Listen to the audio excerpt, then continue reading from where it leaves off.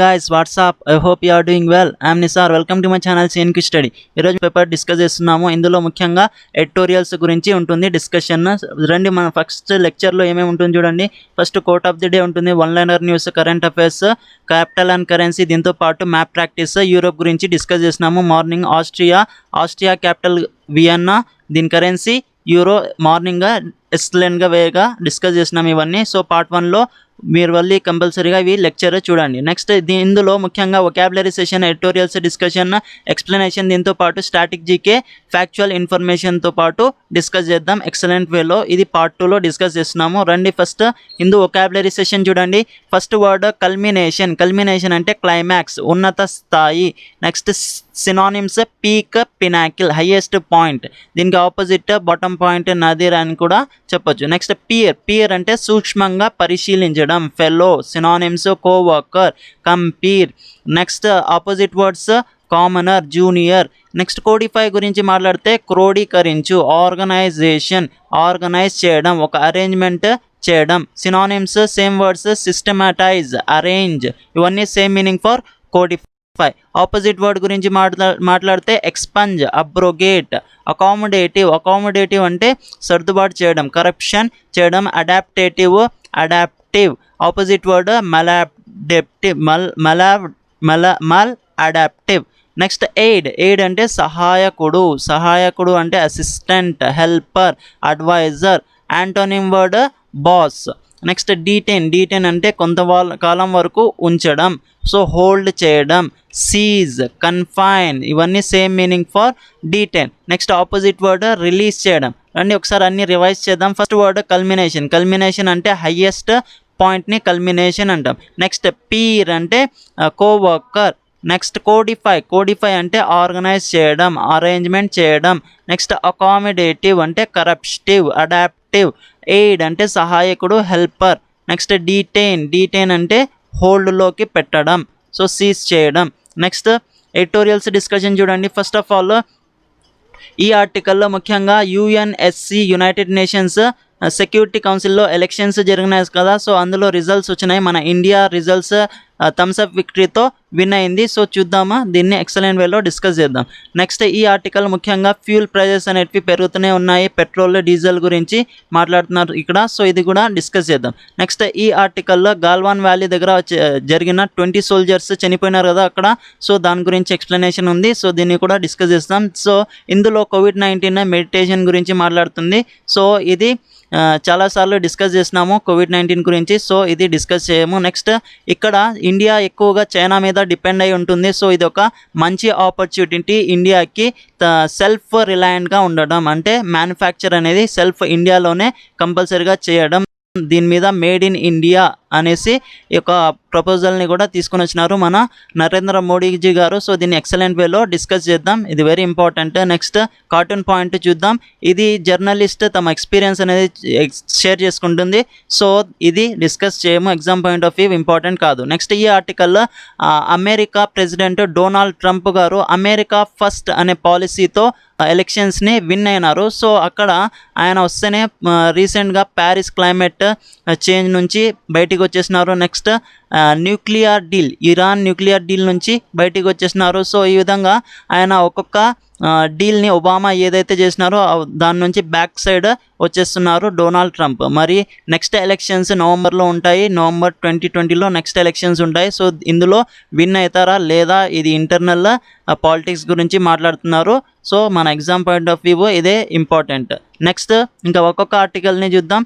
First article United Nations Security council elections గురించి మాట్లాడుతున్నాయి. So ఇండియాకి ఒక థమ్స్అప్ మెజారిటీ అనేది వచ్చింది, 184 ఓట్స్ అనేటివి వచ్చినాయి. సో ఇండియాకి నాన్ పర్మనెంట్ సీట్ అనేది దక్కింది ఈ ఎలక్షన్స్లో యునైటెడ్ నేషన్స్ సెక్యూరిటీ కౌన్సిల్. ఒకసారి యునైటెడ్ నేషన్స్ సెక్యూరిటీ కౌన్సిల్ గురించి మాట్లాడదాం. ఇందులో పర్మనెంట్ 5 మెంబర్స్ ఉంటారు. అందులో 5 members, number 1 China, number 2 France, Russia, UK, USA. So ఇవన్నీ 5 permanent members of United Nations Security Council. ఇంకా నాన్ పర్మనెంట్ మెంబర్స్ గురించి మాట్లాడితే ఆఫ్రికా టోటల్గా 10 ఉంటాయి. ఇందులో నాన్ పర్మనెంట్ మెంబర్స్ ఆఫ్రికాలో 3 సీట్స్, నెక్స్ట్ ఏషియాలో 2 సీట్స్, నెక్స్ట్ లాటిన్ అమెరికాలో 2 seats, next western Europe and అదర్స్లో 2 సీట్స్, ఈస్టర్న్ యూరోప్లో 1 సీట్స్. సో సెక్యూరిటీ కౌన్సిల్ యొక్క ముఖ్య ఎయిమ్ వచ్చేసి పీస్ సెక్యూరిటీ మెయింటైన్ చేయాలా, శాంతియుతంగా వర్క్ చేసేలాగా వరల్డ్ మొత్తము చూడాలి.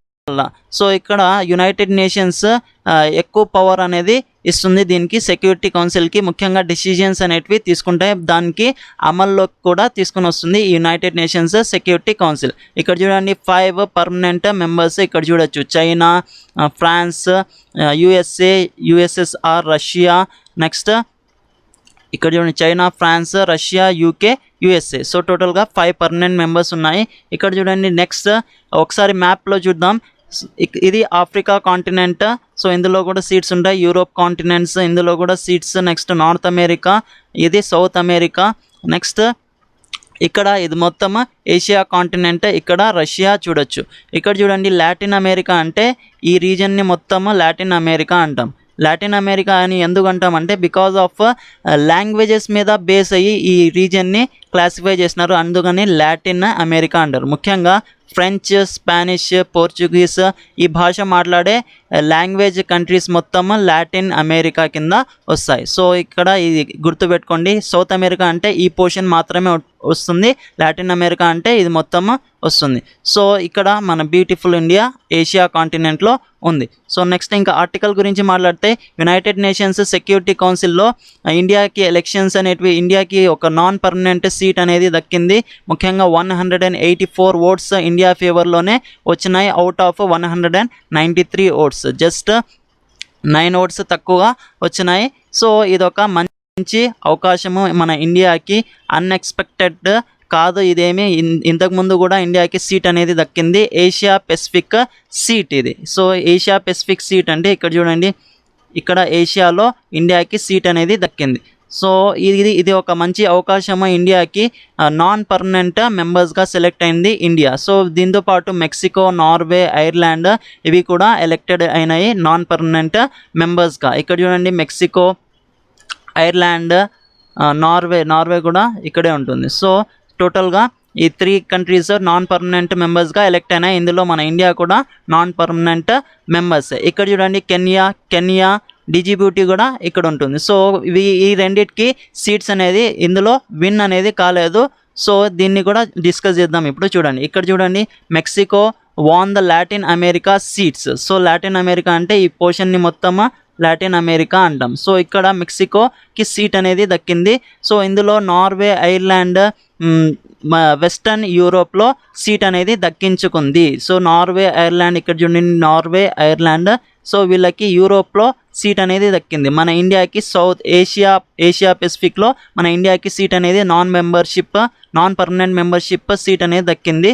సో ఇంకా ఏం చెప్తున్నారంటే ఈ ఎలక్షన్స్ 2/3 మెజార్టీతో వచ్చిన వాళ్ళకి విక్టరీ అనేది దక్కింది. సో 2/3 మెజార్టీ మన ఇండియాకి వచ్చింది. 2/3 అంటే టోటల్గా 193 వచ్చినాయి. సో అందులో 2/3 అంటే 2/3 ఇంటూ 193 చేస్తే 2/3 మెజార్టీ అనే సీట్స్ వస్తాయి. సో ఇక్కడ చూడండి కెనడా మరియు కెనియా, డిజిబూటీ ఇవన్నీ కెనడా ఇవన్నీ ఓడిపోయినాయి. సో ఆఫ్రికా కాంటినెంట్లో ఒక సీట్ కూడా రాలేదు. సో వీళ్ళకి 2/3 మెజార్టీ అనేది రాలేడు. సో ఇండియా అనేది మల్టీలాటరలిజం మరియు రీఫార్మ్స్ని సపోర్ట్ చేస్తుంది, కొత్త చేంజెస్ అనేటివి తీసుకొని వస్తుంది India. So united nations peace కీపింగ్లో మాట్లాడుతుంది. ఇండియా ఈ టెర్రరిజంకి కూడా ఆపోజిట్గా వర్క్ చేస్తుంది మన ఇండియా. సో చూద్దాము, ఇది ఒక అవకాశం వచ్చింది ఇండియాకి నార్మల్గా నామ్స్ అనేది తీసుకొని రావాలనే ఆలోచనలో ఉన్నారు మన external affairs minister S Jaishankar గారు. నామ్స్ అంటే new orientation for a reformed multi sectoral system, అంటే ఒక కొత్త షేప్ అనేది తీసుకొని రావాలా. ఇటువంటి యునైటెడ్ నేషన్స్ సెక్యూరిటీ కౌన్సిల్కి ఒక కొత్త సిస్టమ్ అనేది తీసుకొని రావాలా.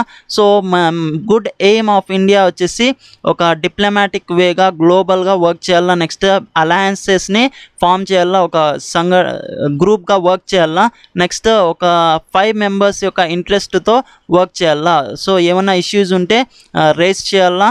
సో ఇది ఒక ముఖ్య ఎయిమ్ ఈ సెక్యూరిటీ కౌన్సిల్ది. సో ఇది ఒక మంచి గుడ్ స్టార్టప్. ఇది 21st సెంచరీ మన ఇండియాకి ఒక అవకాశం అనేది దక్కింది యునైటెడ్ నేషన్స్ సెక్యూరిటీ కౌన్సిల్లో. సో ఇది ఒక మంచి సపోర్ట్ అనేది దక్కింది ఇండియాకి. సో కొత్త రిఫార్మ్స్ తీసుకొని రావడానికి, కొత్త చేంజెస్ అనేటివి తీసుకొని రావడానికి. నార్మల్గా 5 మెంబర్స్, పర్మనెంట్ 5 మెంబర్స్ చూసినారు కదా ఇప్పుడే. సో ఇందులో కోవిడ్-19 పాండమిక్ సిచ్యువేషన్ అనేది రేజ్ అవుతుంది. అందువల్ల యుఎస్ మరియు చైనాలో ట్రేడ్ వార్ అనేది కూడా జరుగుతుంది. సో ఈ రెండు వైపులు కూడా ట్రేడ్ వార్ అనేది జరుగుతుంది. సో దీని మీద డిబేట్స్ అనేటివి చేయాలి కంపల్సరీగా. స్ట్రెంగ్త్ అనేది చేయాలి. మల్టీలాటరలిజం అంటే ఒక మోర్ దాన్ 2 కంట్రీస్ మధ్య ఒక రిలేషన్షిప్ మంచిగా ఉండాలి అనేసి ఇక్కడ ఈ యునైటెడ్ నేషన్స్ సెక్యూరిటీ కౌన్సిల్ చెప్తుంది. సో ఇండియా దగ్గర చాలా ఛాలెంజెస్ అనేటివి వస్తున్నాయి ఇప్పుడు. ఎందుకంటే ఈ కోవిడ్-19 నెక్స్ట్ లాక్డౌన్ వల్ల ఛాలెంజెస్ వచ్చినాయి. సో ఇంటర్నేషనల్ కోర్ట్ ఆఫ్ జస్టిస్లో కూడా మన హర్షవర్ధన్ గారికి ఒక సీట్ అనేది, హెల్త్ మినిస్ట్రీలో సీట్ అనేది దక్కింది. నెక్స్ట్ ఇప్పుడు ఈ ఇండియాకి సెక్యూరిటీ కౌన్సిల్లో నాన్ పర్మనెంట్ మెంబర్షిప్గా కూడా వర్క్ అనేది దక్కింది. సో ఇక్కడ అందరూ గ్లోబల్ వైడ్గా వరల్డ్ లీడర్స్ మొత్తం అటెండ్ అవుతారు. డిఫరెంట్ పొలిటికల్ మైండ్ అనేది ఉంటుంది. సో ఇండియా వచ్చేసి ఒక మోర్ అండ్ మోర్ పోలరైజ్డ్ మైండ్తో వర్క్ చేయాలా, ఒక క్లియర్ మైండ్తో వర్క్ చేయాలా, ఒక మంచి లీడర్షిప్ అనేది చేయాలా ఇండియా. ఎందుకంటే ఈ వీటో పవర్ అనేది ఉంది కదా. వీటో పవర్ అంటే 5 కంట్రీస్ ఉన్నాయి కదా, China, UK, USA, next Russia, France, ఇవన్నీ 5 కంట్రీస్ ఉన్నాయి కదా. సో వీళ్ళకి వీటో పవర్ అనేది ఉంటుంది. వీటో పవర్ అంటే టెర్రరిజం అనేది చేస్తున్నారు పాకిస్తాన్ వాళ్ళు. సో పాకిస్తాన్కి బ్లాక్ లిస్ట్లో పెట్టండి అనేసి ప్రపోజల్ పెట్టినారనుకోండి ఇండియా వాళ్ళు, కానీ ఇక్కడ ఏ ఒక్క మెంబర్ కూడా సపోర్ట్ చేయలేదంటే సో ఈ దాన్ని తీసివేస్తారు, టెర్రరిజం లిస్ట్లో పెట్టరు. ఫర్ ఎగ్జాంపుల్ 4 కంట్రీస్ మొత్తం సపోర్ట్ చేస్తున్నాయి, ఫ్రాన్స్, యూకే, యుఎస్ఏ మరియు రష్యా. ఈ 4 కంట్రీస్ కూడా సపోర్ట్ చేస్తున్నాయి టెర్రరిజం లిస్ట్లో పెట్టడానికి. కానీ చైనా మాత్రము వద్దు, పాకిస్తాన్కి టెర్రర్ లిస్ట్లో పెట్టకూడదు, ఎందుకంటే వీటో పవర్ ఉంది కాబట్టి. సో వీటో పవర్ ఉన్నందుకు సో ఇది మొత్తం క్యాన్సిల్ చేయొచ్చు, ఈ టెర్రరిస్ట్ లిస్ట్లో రాదు పాకిస్తాన్. సో ఇటువంటి వీటో పవర్ని క్యాన్సిలేషన్ చేయాలనేది ఆలోచనలో ఉన్నారు అన్ని కంట్రీస్. డెమోక్రటిక్ రూల్ అనేది కంపల్సరీగా తీసుకుని రావాలనే ఆలోచనలో ఉన్నారు. సో చూద్దాం ఏ విధంగా ఇండియా ఒక కొత్త లీడర్షిప్ లీడ్ చేస్తుందో, వీకర్ నేషన్స్ మీద ఒక వాయిస్ అనేది రేస్ చేస్తుందో లేదో చూద్దాం. ఇది ఒక మంచి అవకాశమే ఇండియాకి. నెక్స్ట్ ఆర్టికల్ గురించి మాట్లాడితే క్రూడ్ ఆయిల్ ప్రైజెస్ వేరే కంట్రీస్ నుంచి వస్తుంది కదా ఆయిల్. సో దాన్ని క్రూడ్ ఆయిల్ అంటాము.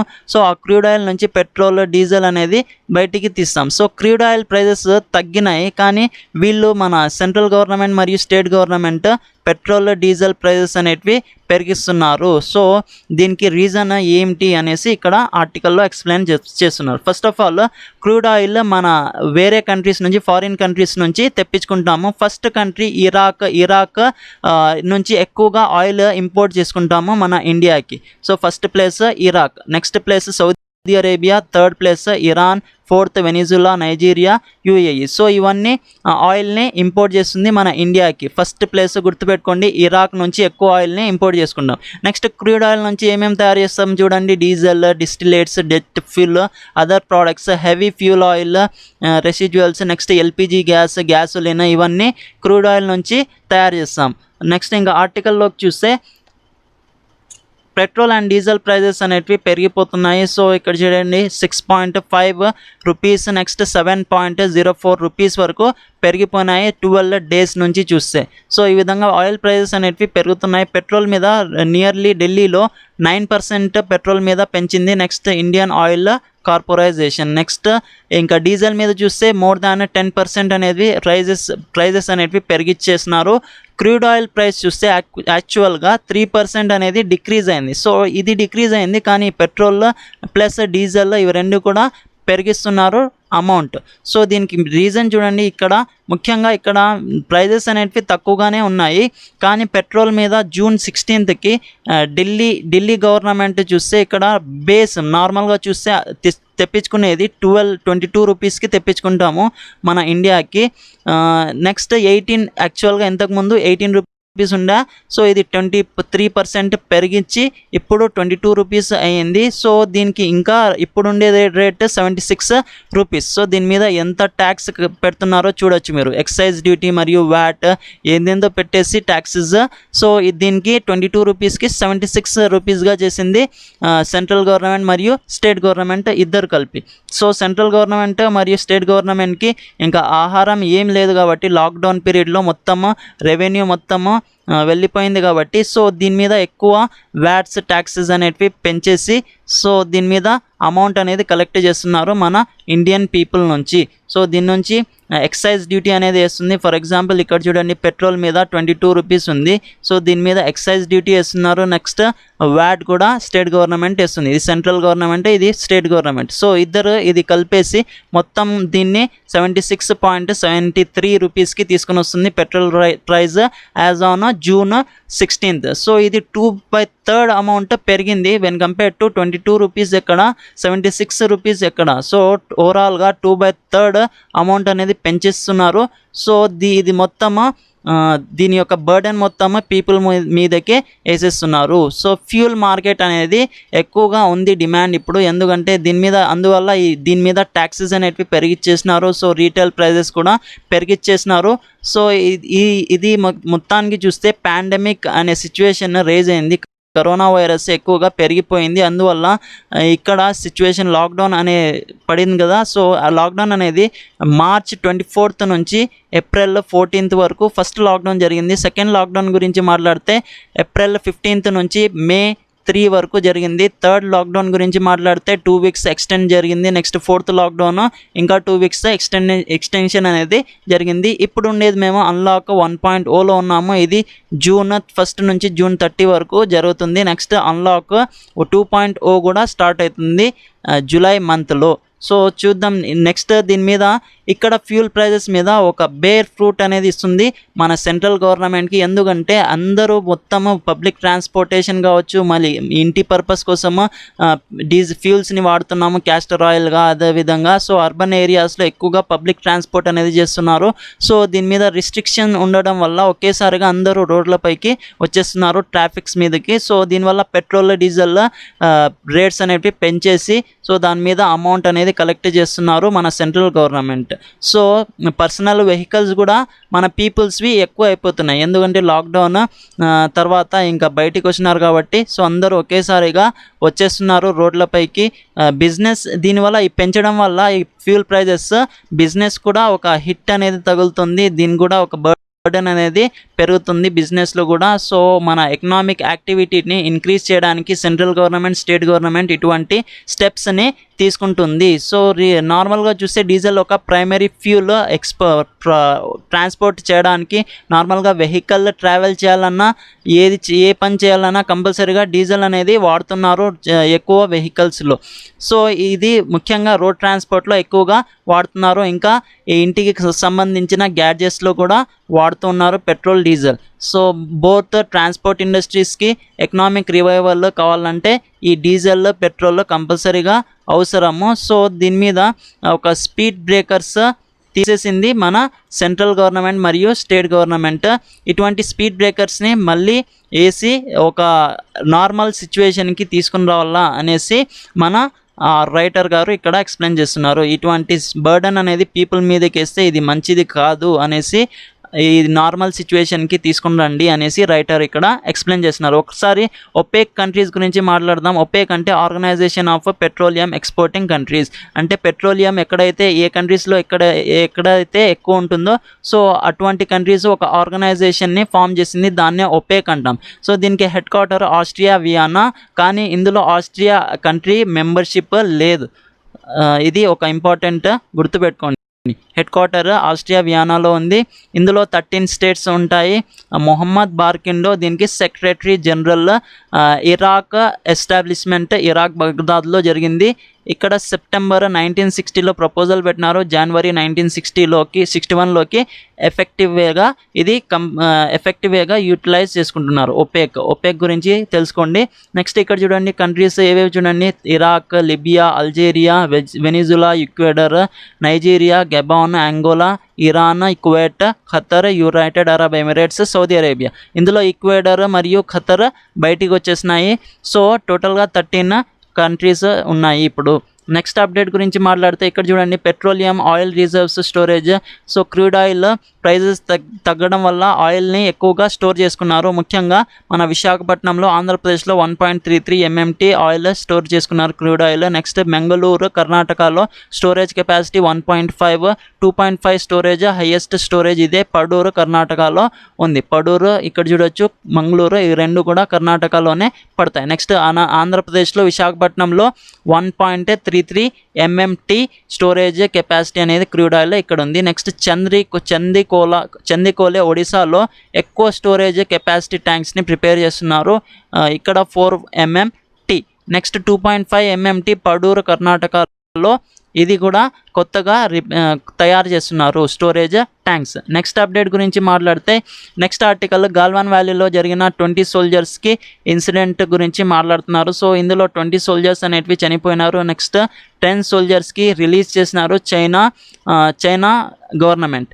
నెక్స్ట్ ఇంకా ఆర్టికల్లోకి మాట్లాడితే ఇక్కడ చూడండి first of all map pointing చూడండి, లైన్ ఆఫ్ యాక్చువల్ కంట్రోల్ దగ్గర ఈ డిస్ప్యూట్ అనేది జరిగింది. ఈ లైన్ని లైన్ ఆఫ్ యాక్చువల్ కంట్రోల్ అంటాం. సో ఇక్కడ చూడవచ్చు line of actual control. Next ఇక్కడే లడాక్ రీజన్లోనే ఇది మొత్తం ఉండేది. సో ఇక్కడ గాల్వాన్ వ్యాలీ అనేసి ఒక ఏరియా ఉంది. సో అక్కడ ఈ ఇన్సిడెంట్ అనేది జరిగింది. ఇది మన కంట్రీ ప్లేసే, మన కంట్రీ ఏరియానే. దీన్ని పాకిస్తాన్ చైనాకి గిఫ్ట్గా ఇచ్చేసింది ఈ డిస్ప్యూటెడ్ ఏరియాని. ఇది పాక్ ఆక్యుపైడ్ కాశ్మీర్. దీన్ని లైన్ ఆఫ్ కంట్రోల్ అంటాం, LOC. దీన్ని లైన్ ఆఫ్ యాక్చువల్ కంట్రోల్ అంటాం, LAC. ఇండియాకి మధ్య చైనాకి మధ్య ఉన్నదాన్ని line of actual control, India plus Pakistan మధ్య ఉండేదాన్ని లైన్ ఆఫ్ కంట్రోల్ అంటాం. ఇక్కడ చూడండి నెక్స్ట్ మ్యాప్లో గాల్వాన్ వ్యాలీ ఇక్కడ ఉంది.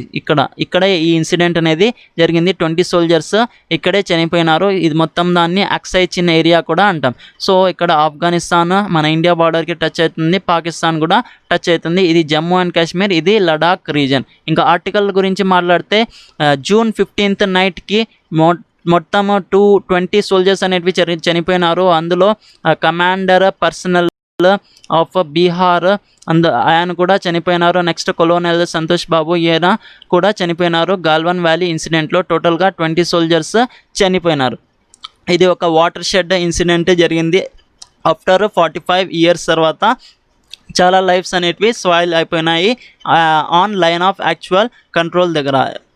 బైలాటరల్ రిలేషన్షిప్ అనేది మంచిగా ఉంది. ఇంతకుముందు చూస్తే 1988లో రాజీవ్ గాంధీ మన farmer prime minister of India, ఈయన ఉన్నప్పుడు రిలేషన్షిప్ అనేది చాలా మంచిగా ఉండేది. కానీ ఇప్పుడు డార్క్నెస్లో వెళ్ళిపోతుంది ఈ మండే ఇన్సిడెంట్ జరగడం వల్ల. సో ఈ ట్రాజెడీ అనేది చాలా ఘోరంగా జరిగింది. ఇందులో మన సోల్జర్స్ చనిపోయినారు. కానీ టాక్ ఏమొస్తుందంటే ఇంకా 43 సోల్జర్స్ మన ఇండియన్ సోల్జర్స్ చైనీస్ ఆర్మీకి చంపినారు అనేసి చెప్తున్నారు. కానీ ఇది ఎంతవరకు నిజం అనేది ఇంకా బయటికి రాలేదు. నెక్స్ట్ అక్టోబర్ 1959లో ఇద్దరు కంట్రీస్ మధ్య ఒక ఫేస్ ఆఫ్ కూడా జరిగింది, కాంకాలా. ఇందులో కాంకాలా పాస్ దగ్గర ఇక్కడ 9 సోల్జర్స్ చనిపోయినారు. నెక్స్ట్ 3 సోల్జర్స్ డీటైన్ అయినారు. అందులో కరమ్ సింగ్ ఒకడు, ఈయన leader of the group. Next ఇంకా 1962 ఇండియా ప్లస్ చైనాకి మధ్య వార్ అనేది జరిగింది. అందులో ఇండియా ఓడిపోయింది. సో ఈ వార్లో ఎక్కువగా లాస్ అనేది జరిగింది ఇండియాకి. కానీ దాని తర్వాత ఒక ప్రెస్టేజ్గా తీసుకొని ఇండియా ఒక నార్మల్ సిచ్యువేషన్కి వచ్చేసింది. సో ఇప్పుడు ఏం చేయాలంటే ఇండియా బోల్డ్గా యాక్షన్ అనేది తీసుకోవాలా. ఈ సౌత్ ఏషియా ప్లాన్ అనేది తీసుకొని రావాలి. సౌత్ ఏషియాలో ఒక నార్మల్ సిచ్యువేషన్ అనేది తీసుకొని రావాలా. మన ఇండియా బోల్డ్గా యాక్షన్ అనేది తీసుకోవాలా. రిటాలియేట్గా ఒక టాక్ఫుల్ వేగా, పీస్ఫుల్ వేగా సిచ్యువేషన్కి నార్మల్గా చేయాలనేసి ఇక్కడ రైటర్ చెప్తున్నారు. స్టెబిలిటీ సిచ్యువేషన్ తీసుకున్నాండి. నెక్స్ట్ వెల్ బీయింగ్, ఇది వెరీ ఇంపార్టెంట్ మన ఇండియాకి. ఎందుకంటే మన ఇండియాకి ఒక నైబర్ కంట్రీ కాబట్టి చైనా. సో చైనాకి ఇండియాకి నైబర్ కంట్రీ నేపాల్. నెక్స్ట్ ఇంకా ఇక్కడ చైనా ఉంది. సో ఇవన్నీ నైబరింగ్ కంట్రీసే. మధ్యలో శాండ్విచ్ నేపాల్ ఉంది. సో ఇటువంటి నైబరింగ్ కంట్రీస్ కాబట్టి ఒక సిచ్యువేషన్ అనేది నార్మల్గా తీసుకునండి, ఎప్పుడు పక్కనే ఉంటాం కాబట్టి. సో ఇటువంటి సిచ్యువేషన్ మళ్ళీ రేస్ కాకుండా చూడండి అనేసి రైటర్ చెప్తున్నారు. నెక్స్ట్ ఆర్టికల్ గురించి మాట్లాడితే, సో మొత్తం మన ఇండియా మొత్తం చైనా మీదే డిపెండ్ అయి ఉంటున్నాము. సో ఇటువంటి సిచ్యువేషన్లో చైనా మీద డిపెండ్ అవ్వడం ఎంతవరకు correct? So made in India project చేయండి, ఎంతవరకు మీ స్కిల్స్ మరియు ఇన్ఫ్రాస్ట్రక్చర్ని డెవలప్ చేసుకోండి, మీ మంచి మంచి పాలసీస్ అనేటివి తీసుకుని రండి అనేసి ఇక్కడ రైటర్ చెప్తున్నారు. సో ఫస్ట్ ఆఫ్ ఆల్ మా రైటర్ ఏం చెప్తున్నారు చూడండి. సో ఇండియా మ్యానుఫ్యాక్చరింగ్ మొత్తము చైనా మీద డిపెండ్ అయ్యి ఉంది. మిషనరీస్ తీసుకోండి, next electrical machinery, semi conductors, ఇవన్నీ ఫర్టిలైజర్స్, ఇవన్నీ consumer goods, all these materials are taken from China నుంచే ఫ్లడ్ అవుతున్నాయి మన మార్కెట్లోకి, మన ఇండియా మార్కెట్లోకి ఫ్లడ్ అవుతున్నాయి. సెల్ ఫోన్స్ తీసుకోవచ్చు, నెక్స్ట్ ల్యాప్టాప్స్ తీసుకోవచ్చు, ఇంకా రకరకాలమైన థింగ్స్ అన్నీ మన ఇండియాకి ఫ్లడ్డెడ్ అవుతున్నాయి.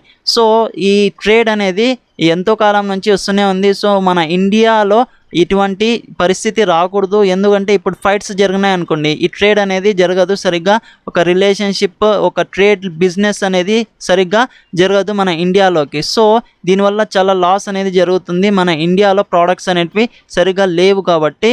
సో ఇటువంటి పరిస్థితుల్లో చాలా బ్యాడ్ సిచ్యువేషన్ అయిపోతుంది మన ఇండియాకి. ఇక్కడ చూడండి, కోవిడ్-19 బ్యాటిల్లో మన ఇండియా ఏమి సరిగ్గా మాస్క్ కూడా తయారు చేయలేకపోతుంది, పీపీఈస్ కూడా సరిగ్గా తయారు చేయలేకపోతుంది, ఎందుకంటే మేము అంతా మొత్తం చైనా మీద డిపెండ్ అయి ఉన్నాం కాబట్టి. సో ఇప్పుడు ఒకేసారిగా తయారు చేయండి అంటే తయారు చేయలేకపోతున్నాము. కానీ దీనికి చైనా ఒక అడ్వాంటేజ్గా తీసుకొని హ్యూమిడిఫైయర్స్ కావాలన్నా, నెక్స్ట్ మెడికల్ మాస్క్ కావాలన్నా, లిక్విడ్ సోప్స్ కావాలన్నా, సో వీటన్నిటికీ మెయిన్ సోర్స్ చైనానే ఈరోజు. ఎందుకంటే మొత్తము ఒక స్టార్టింగ్ ఏజ్ నుంచి వాళ్ళకి, ఒక ప్రైమరీ ఏజ్ నుంచి ఒక అనుగుణం అనేది ఉంది, సో ఎక్స్పీరియన్స్ అనేది ఉంది.